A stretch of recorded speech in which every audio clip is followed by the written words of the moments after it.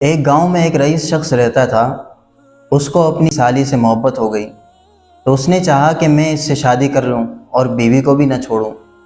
تو کئی علماء کے پاس گیا،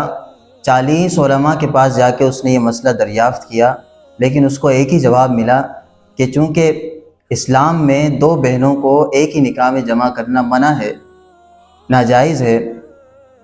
تو تمام علماء نے یہی فتویٰ دیا کہ 2 بہنوں کو ایک ہی نکاح میں نہیں رکھ سکتے۔ تو پھر ایک کسی بزرگ عالم دین کے پاس گیا اور جا کے وہ کہا کہ میں 40 علماء کے پاس گیا، انہوں نے تو مجھے انکار کر دیا ہے، آپ کے پاس میں کاسائے گدائی لے کر آیا ہوں، آپ سے کوئی اچھے کی توقع رکھتا ہوں، آپ مہربانی فرما دیں۔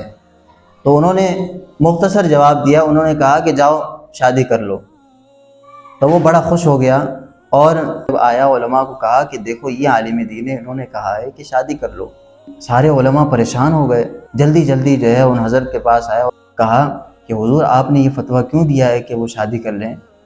حالانکہ اسلام میں تو یہ 2 بہنوں کو ایک نکاح میں رکھنا یہ جائز نہیں ہے، تو آپ نے کس بنا پر، کس دلیل کی بنا پر آپ نے یہ فتویٰ جاری کیا ہے؟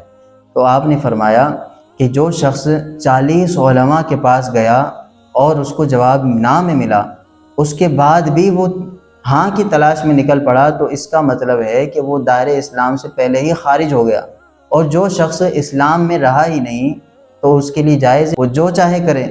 تو اس لیے میں نے فتویٰ دیا کہ اب تو یہ اسلام میں رہا ہی نہیں ہے تو اسلام کے احکام اس پر تھوڑی جاری ہوں گے، تو اب جو چاہے کرے۔